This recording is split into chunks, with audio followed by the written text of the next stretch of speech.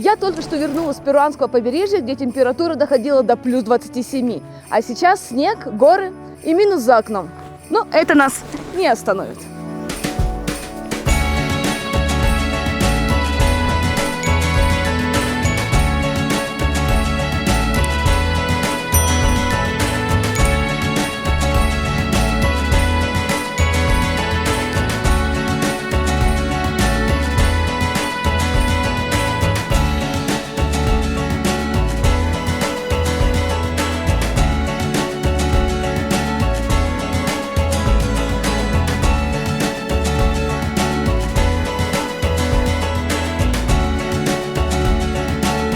Вы знаете, я очень много путешествую и, поверьте, кучу времени трачу на поиск информации в разных источниках.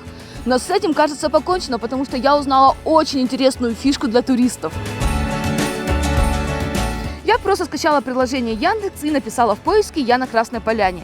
И вот, пожалуйста, буквально секунда и все на экране. И, кстати, сейчас минус 8 градусов. Ладно, поехали.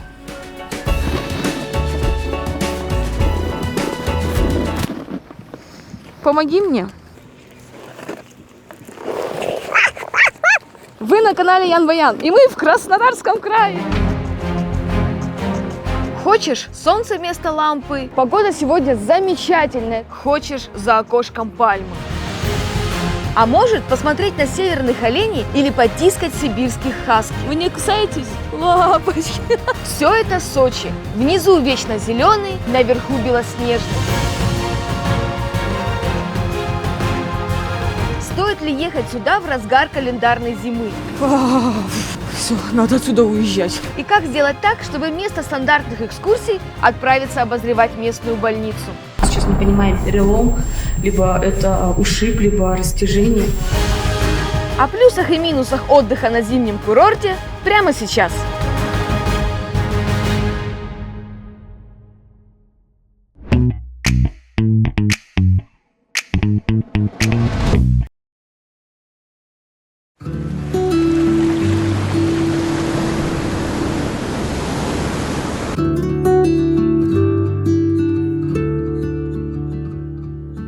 В январский Сочи я ехала с мыслью, что тут будет пустынно и необычно. И если со вторым так и произошло, то мнение о безлюдности, похоже, разбилось в пух и прах.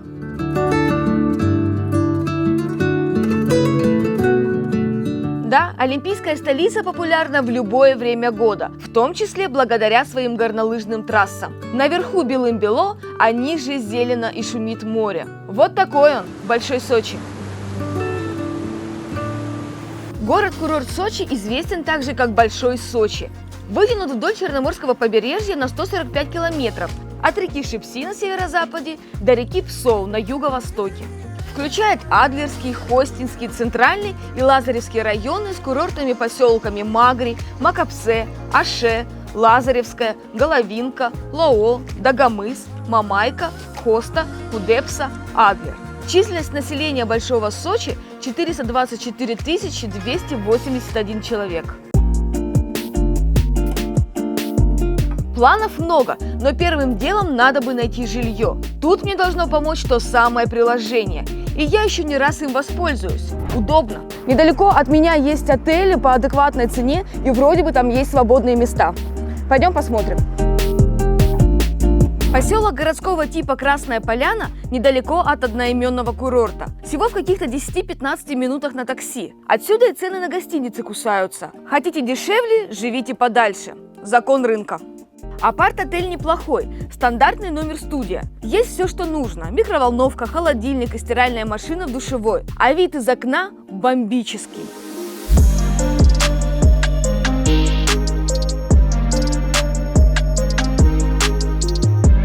Впрочем, любоваться одним лишь пейзажем из номера я не хочу. В Красной Поляне зима. Тут надо кататься на лыжах или сноуборде. Это позже. А пока насладимся по московским меркам весенней погодой.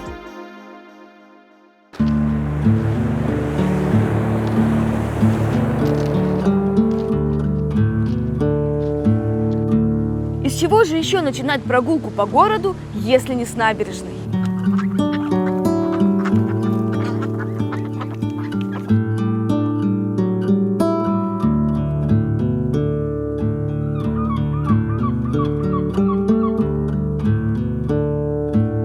Погода сегодня замечательная, солнечно, тепло. Видимо, поэтому очень много людей вышли на прогулку. Да, безлюдным этот город зимой точно не назовешь, хотя отдыхающих заметно меньше, чем в летние месяцы. Но Сочи как будто открывается совсем с другой стороны. И кажется, время тут немного замедлилось. Где-то свою морскую волну уже который час ловит дворняга, а где-то нарушает законы физики один из местных жителей. Ничего себе вы настроили здесь. Баланс камней. А сложно это сделать? Ну, если понять, как это делается, нет. Ну, то есть, надо понимание. Можете рассказать, показать? Показать могу, рассказать словами, это как объяснить, как я чувствую, это же сложно, понимаете? Этого парня зовут Григор Асатрян, и он часто приходит к морю за равновесием. На его страничке в социальной сети так и написано: «Говорят, я волшебник, а я всего лишь нашел свой баланс в жизни». Такое впечатление, что он вообще не должен держаться. Ну, оно, вот видите, простое, ну, то есть, один стоит на другого. Ну, то есть, есть, как объяснить? Вот есть баланс конструкции и есть простой баланс одного предмета. Ну, то есть, в этом случае это камень. Ну, то есть, стоит только камень. Ну, то есть, ты чувствуешь только его центр тяжести. А есть баланс конструкции, когда ты собираешь, например, 10 камней сразу, и они все держат друг друга. Я, конечно, попробовала тоже. Вот он почти что стоит, вам просто надо чуть-чуть его как бы правильно поставить, и он будет стоять. Да это нереально. Да это нереально сделать. Ну вот сейчас.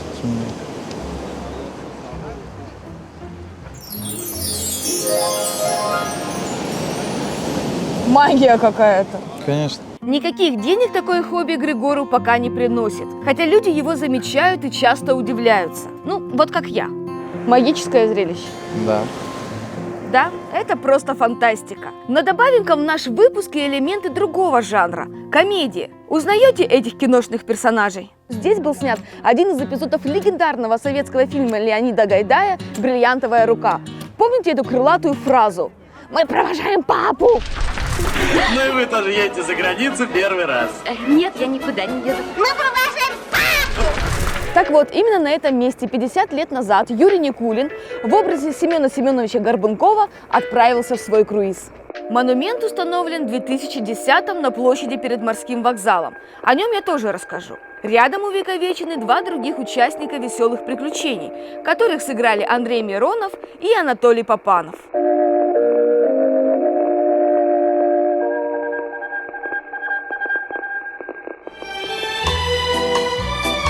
Кто заказывал такси на Дубровку? А?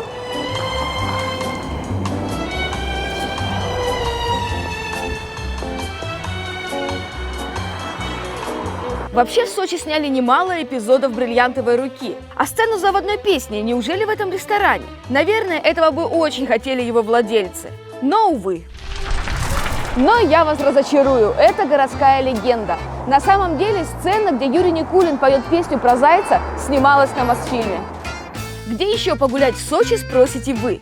Например, можно заглянуть в Дендрарий, одно из знаковых мест города. Более 46 гектаров занимают деревья и кустарники, привезенные со всего мира. Дубы, сосны и, конечно, пальмы.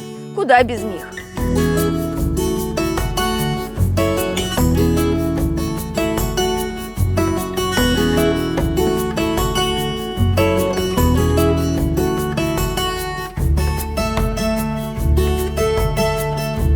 Информацию о Дендрарии и других достопримечательностях ищу там же, в телефоне. Что же нам интересного посмотреть в городе? Обычно поиск информации происходит до путешествия. Еще хуже, когда во время, потому что вместо того, чтобы гулять по городу, ты тратишь драгоценное время на поиск достопримечательностей. Хорошо, что сейчас это можно сделать буквально за пару минут. Так, Сочи.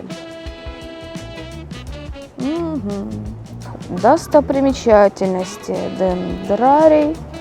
Парк Ривьера. Обязательно нужно будет туда сходить. Но сперва, как и обещала, расскажу об этой достопримечательности – морском вокзале. Памятник федерального значения, между прочим. Возвели это здание в середине 50-х годов прошлого века.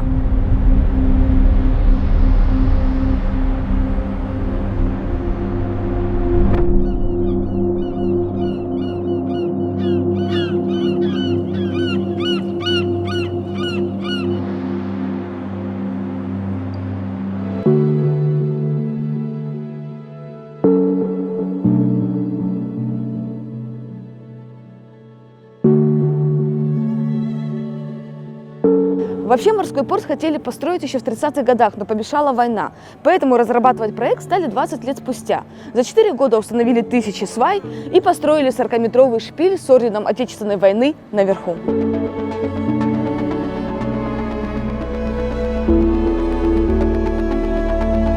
Высота башни 71 метр.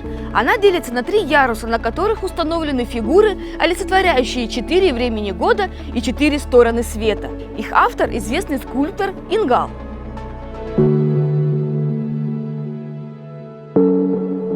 И это не просто древнегреческие красавицы. Каждая скульптура символизирует одно из времен года.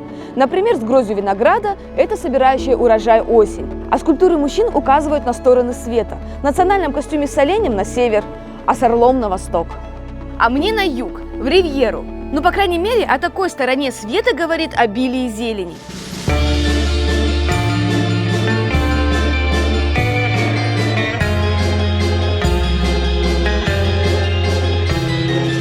Ривьера расположена в центральной части Сочи. История у парка богатая. Шутка ли? Ему без малого 125 лет. Парк начали строить еще при царе купцы. И считается, что именно с этого момента началась история курортного города. Сюда привезли самые экзотические растения из разных стран, которые по всем климатическим условиям расти здесь не должны были.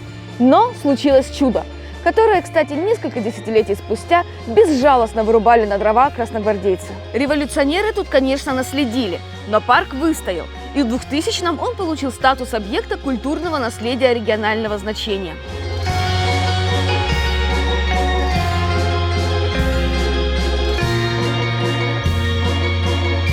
Каких скульптур тут только нет. Вот гость далекого острова. И, кстати, переходите по ссылке и смотрите мой ролик про остров Пасхи. Правда, мы его еще не сняли, но скоро он здесь появится. А это образ каждого из нас. Узнаете? Ну и всех любителей социальных сетей я приглашаю в свой Инстаграм. Там то, что остается за кадром, и много чего интересного. Подписывайтесь. А ты подписался? Молодец. Смотри, вот это я в Перу, вот это вот в Мексике, это в прекрасной Адыгее. Есть Сахалин. Много всего интересного. Заходи, смотри, какая фотография. Видишь?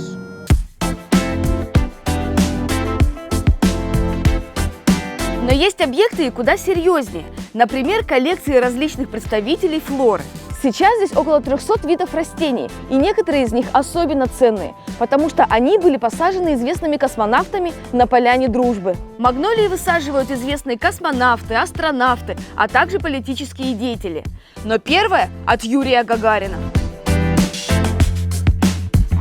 Он посадил дерево в мае 1961 года прямо здесь. Но, к сожалению, растение погибло. Ну как погибло? Люди его раздербанили на сувениры.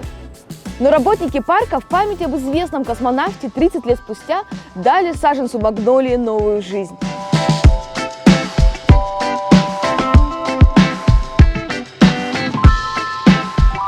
Зимой в Сочи темнеет рано. Около 18 часов уже хоть глаз выколи. Поэтому пора в отель.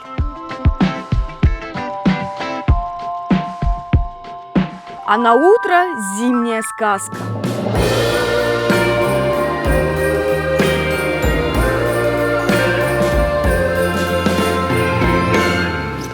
Здравствуйте. Сколько у вас стоит сноуборд, аренда сноуборда, ботинки и маска? 900 рублей и маска 300 рублей. 1200 за все, это на сутки. Да. У меня 37 размер, и борт мне нужен, и маска. Хорошо. Очень круто, что прямо в отеле можно арендовать горнолыжное оборудование.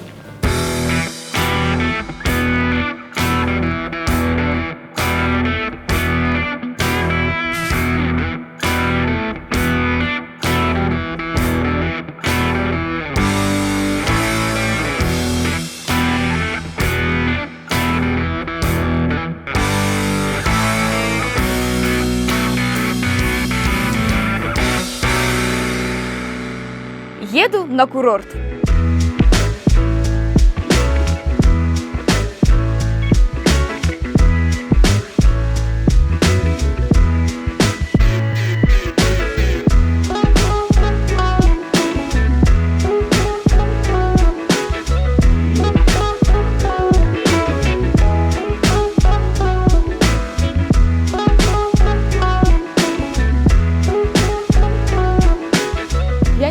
на сноуборде лет 10. И, к слову сказать, я и тогда каталась не очень хорошо. Но глядя сейчас вниз, я бы с удовольствием еще лет 10 не каталась. Потому что я уверена, я сейчас качусь кубарем вниз. Попробуем.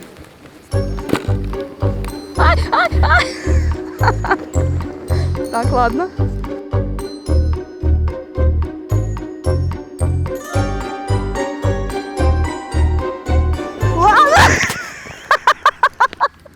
Я все забыла, поэтому мне потребовалась помощь.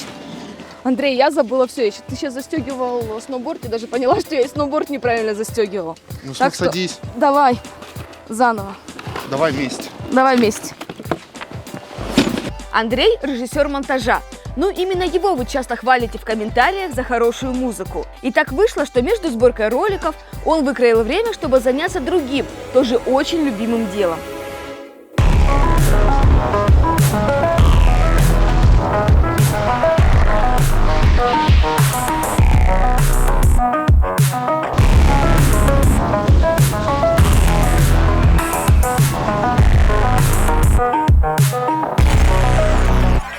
А ты вообще давно катаешься?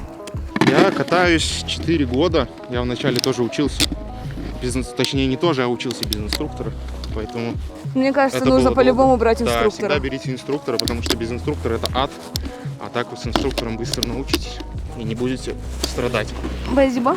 Ну, я нашла себе личного бесплатного инструктора, поэтому чуть-чуть сэкономила. Да, но не надо мне писать в ЛС, в директ, чтобы я вас бесплатно учил. Так это очень дорого.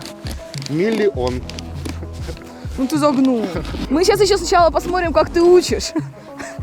Не факт, что еще будут тебя просить. Так, все, давай. И как в воду глядела. Забегая вперед, скажу, что репутацию инструктора Андрей еще подмочит. А пока была не была.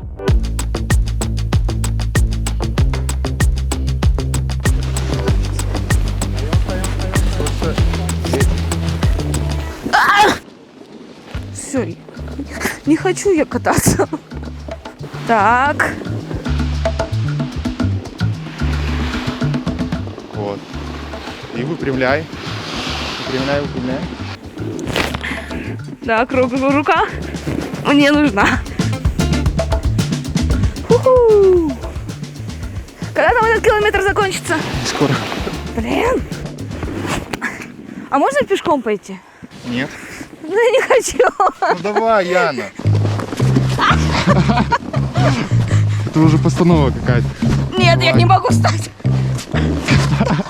Да ну, все, Яна. я приехала. Я предлагаю, вот так вот снег идет, красиво. Смотри, какие снежинки.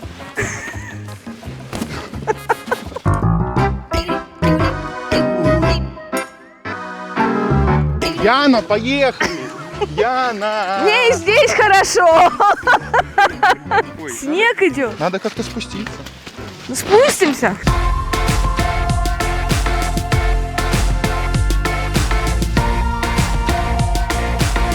Яна, у нее получается! Аллилуйя! Ну, вообще, я же говорил, ты станешь. Все нормально. Круто, я вспомнила. Вспомнила? Ну, как видишь, я еду. Ну все, прекрасно. Я же говорил, что Яна научится кататься. Все, поехали дальше.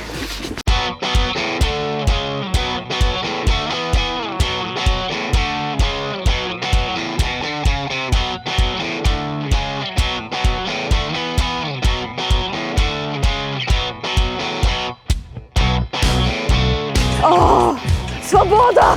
Ногам свобода! Все, накатались. Не, надо еще раз будет съехать, Яна, по-любому. Я не хочу, серьезно. Хочешь, иди съесть. И вот зачем я согласилась?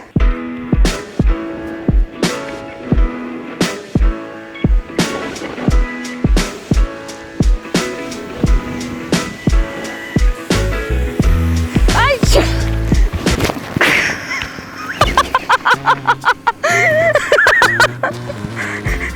Я не могу вылезти. Как, сейчас как-нибудь вылезу.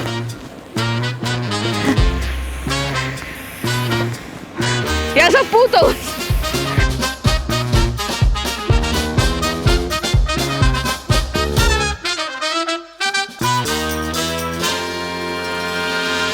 Я застрял.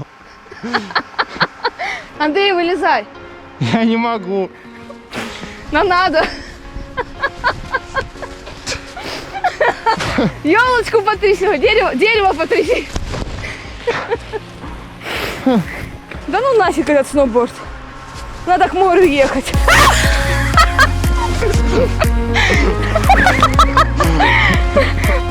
Все, попали. Не надо! Не надо! Да, снег, это забавно. Ты сильно так не ломай. Все, вылазим отсюда. Ой, как удобно. Да, удобно. Лучше некоторых кроватей.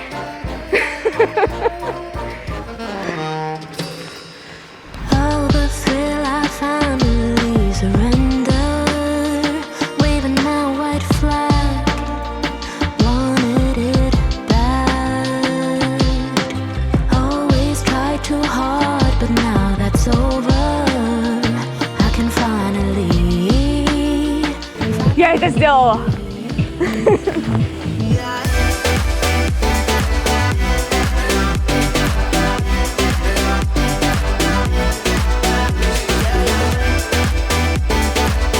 Покатались, попадали и хватит. Я же обозревать все горнолыжные курорты Сочи собиралась. Давайте отмотаем немного назад. Молодец, Андрей, хорошо владеешь эффектами.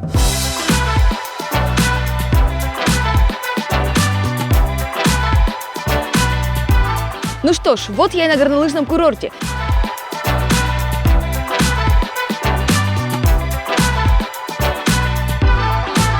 И самое интересное, что в приложении можно отследить температуру, силу ветра, видимость и даже какие районы скоро завалит снегом. Причем не только внизу, но и на вершине. А это очень важно, потому что погода здесь и там может сильно отличаться. Всего в Сочи 4 горнолыжных курорта: Красная Поляна, Роза Хутор, Газпром Лаура и Газпром Альпика. Все вместе составляют самую протяженную зону катания в России – 177 километров.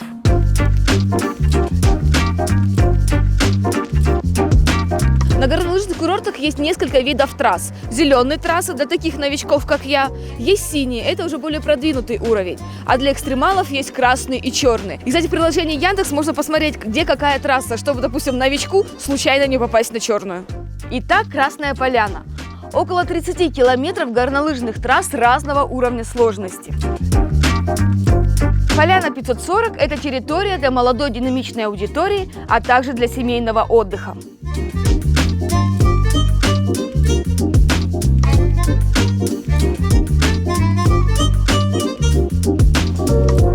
Поляна 960 для состоятельных, тех, кто любит роскошь.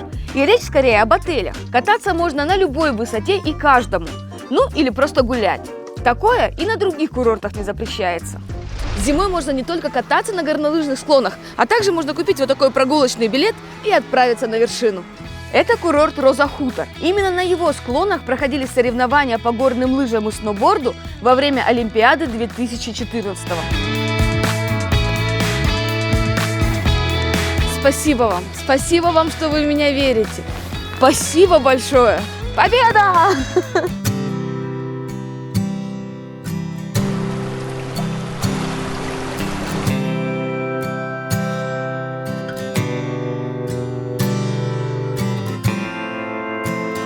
Место очень популярно у семей с детьми, так как много зеленых трасс и безопасных подъемников. И сегодня тут очень многолюдно. Много здесь народа.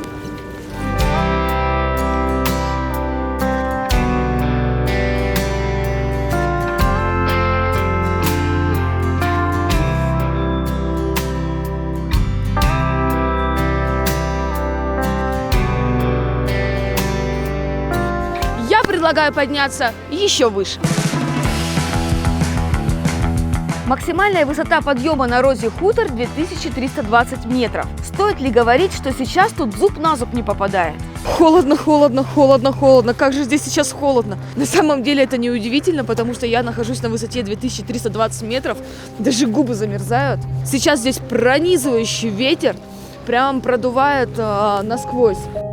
Пейзаж завораживающий и бросающий в дрожь. Но, пожалуй, пора и честь знать. Все, надо отсюда уезжать. Даже интересно, какая температура. О, Яндекс горнолыжка говорит, что минус 19 градусов. Нет, спускаемся ниже. Закрывайся, закрывайся. Молодец. Сегодня мне не сильно повезло с погодой, но вы просто обязаны знать, как тут красиво в ясные дни. Вот кадры, которые на Розе Хутор сняты годом ранее.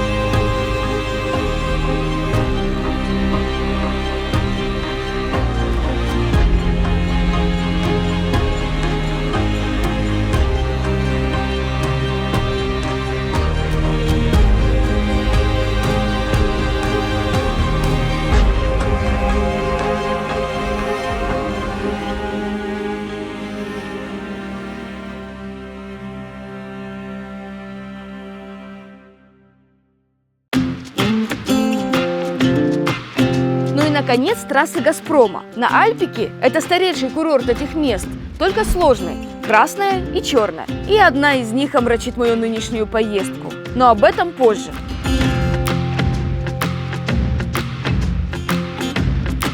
А пока на другом курорте, который называется Лаура, я впервые в своей жизни поучаствую в подготовке трасс. Мне удалось увидеть то, что обычно скрыто от глаз туристов. Горнолыжники катаются на склонах, но не те знают, что склоны еще нужно подготовить. Для этого есть специальные машины, которые называются ратраки. И в одной из таких машин я сегодня прокачусь. За рулем Георгий Венедиади или все-таки за штурвалом? И не могу понять, чем вы управляете рулем. Ну, я понимаю, что рулем и джойстиком, но вот именно поворотами. Это у нас Чем вы управляете? не руль, как на машине, это у нас штурвал, как на самолете. Вот, то есть управление идет такое же, как, взяли влево, повернула машина влево-вправо, то есть машина повернула вправо. Джойстик отвечает за отвал. Клавиши, кнопки делают различные комбинации отвала. Георгий и его коллеги, такие же, как он, операторы снегоуборочной машины, готовят трассы к вечернему катанию. Сейчас после дневного склоны закрыты на перерыв. Вы подготавливаете к трассе, а как вообще быстро лыжники и сноубордисты убивают ее? Ну, через сколько часов, грубо говоря, ее, по-хорошему нужно опять готовить? Да, по-разному. Вот сейчас, видите, снег хороший, жесткий, трассы вообще не разбили. А если был бы снег мокрый или был бы свежевыпавший пухляк, мы бы ехали бы сейчас с вами и минимум в колено бы видели кочки, которые нам надо было бы все равнять, перемещать. Работа ответственная и красивая. Только посмотрите, как с высоты птичьего полета выглядят эти красные машины на белом снегу.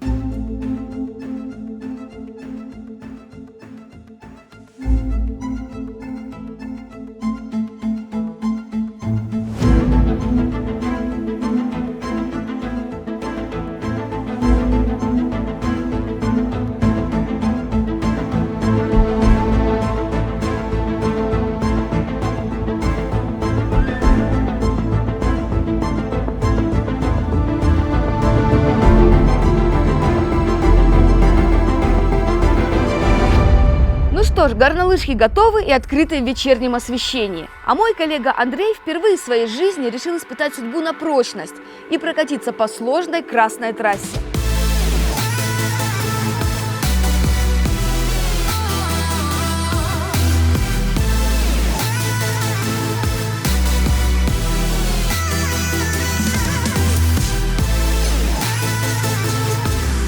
И похоже, это было большой ошибкой.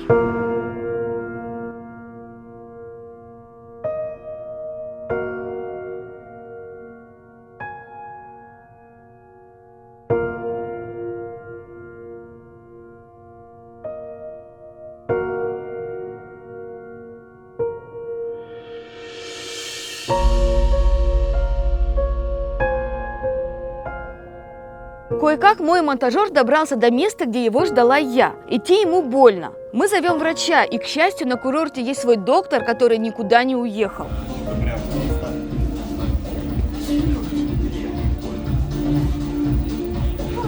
Нормально у вас врач. Нормально. Я встал и пошел. Все из одной компании. Нога на где пальцем покажи. Вот ты целая. Доктор забирает пациента в кабинет. Что с ногой, пока непонятно. Мы зашли в травмпункт, Андрей сидит там, если честно, я за него очень сильно переживаю, потому что мы сейчас не понимаем, перелом, либо это ушиб, либо растяжение. Ждем, что скажет врач.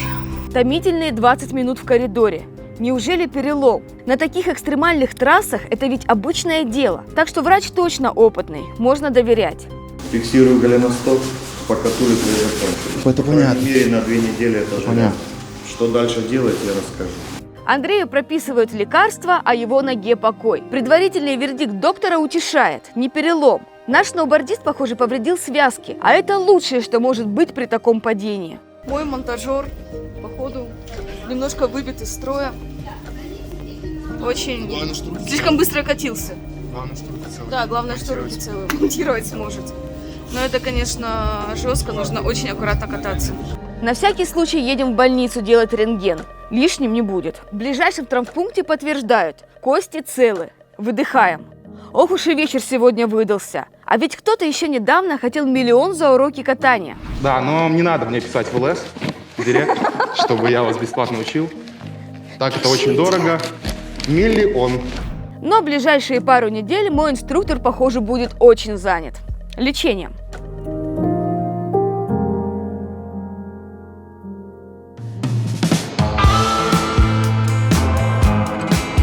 На следующий день я максимально осторожна. На склонах по-прежнему много людей, но я выбираю более безопасные развлечения и очень милые. Привет! Бегать хотите? Вы не кусаетесь? Лапочки, лапочки. Ой, какие живые. Ой, какие живые лапочки. Бегать хотите? Серьезный такой парень. Рыжий.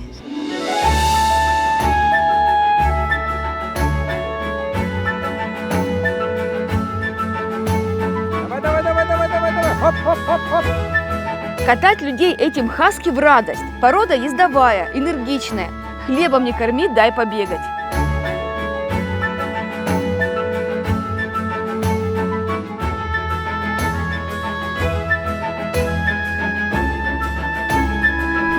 Молодцы какие! Хаски, скажу я вам, отличные собеседники. С ними можно пообщаться и пообниматься, провести красивую фотосессию или почувствовать себя каюром в собачьей упряжке. Какие же они все-таки прелестные. Едут, в принципе, не так быстро, но зато очень комфортно. Пойду их немножко потискаю.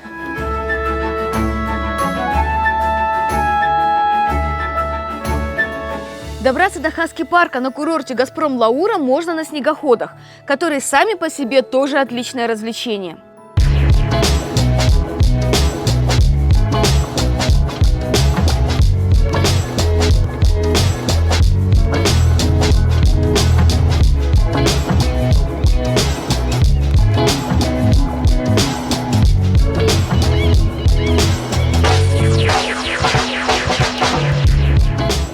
А еще тут и на Красной Поляне живут северные олени. Для этих пушистых красавцев сюда специально завезли ягель и оленей мох.